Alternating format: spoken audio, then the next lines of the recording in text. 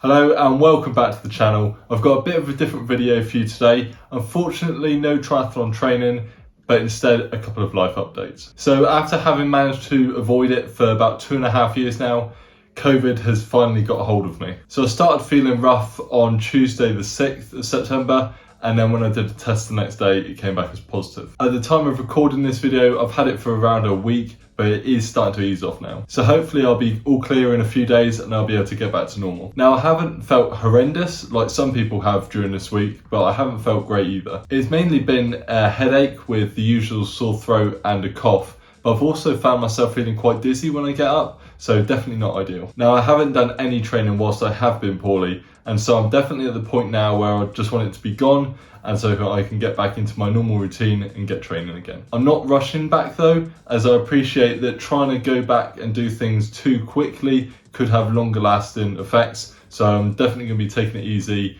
and easing myself back in gently. I would like to think that I'll be in a position to start doing some light activity again by the weekend, but I'm going to play it by ear and see how I feel then. The line on the test is definitely starting to fade now, so in a couple of days hopefully I'll be all clear and we can crack on again. And the second update I have is one of the races that I plan on doing next year. Now, this may sound silly, but to be honest, trying to organise this has not only been incredibly stressful, but it's been a bit of a nightmare. Of course, not really ideal when I'm trying to recover from having COVID at the same time, but I think we're there now and the stress levels are definitely way down. So earlier this year, I pretty much decided that I wanted to do my first full distance triathlon next year, and had pretty much set my heart on doing Ironman Wales. I knew how to be on the ball with this, as it gets booked up super quickly, and in Tenby there isn't a huge amount of choice when it comes to accommodation. The accommodation was my main priority, and I knew that there's a Premier Inn basically at the swim start, so I was really keen to get booked in there. As it is going to be a particularly long day and my son Jack will still be in a pram at the time,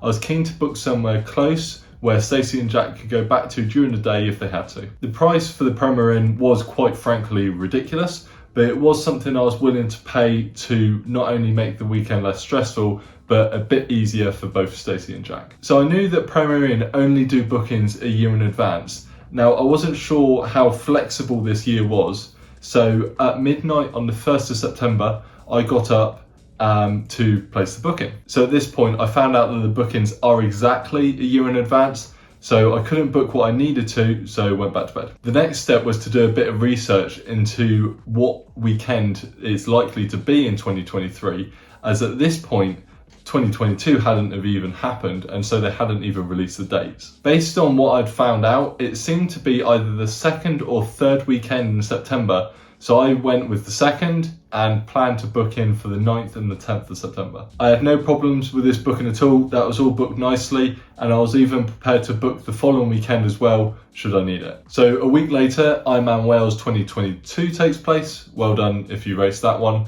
And at this point, they hadn't released the dates for next year. Now, I was already registered to get the email alerts when the entries did open, but I just happened to look on the website, not sure why, just on the off chance, and saw they'd actually released a date for next year. And I bet you can guess what date it was, and I was absolutely gutted when I saw it.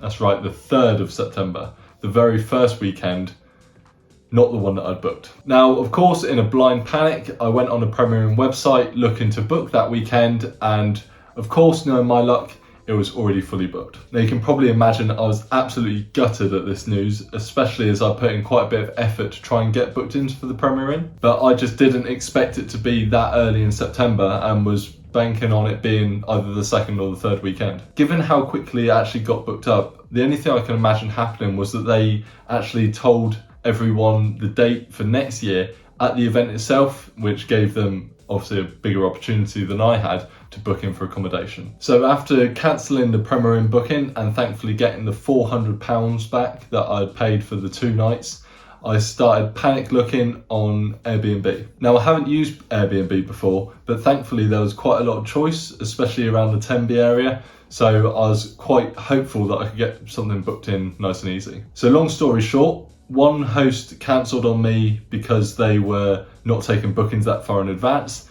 and the second host cancelled because they were having work done on their property at that point next year. Third time lucky, I actually managed to book in a ground floor apartment, which is around a 20-25 minute walk from Tenby North Beach.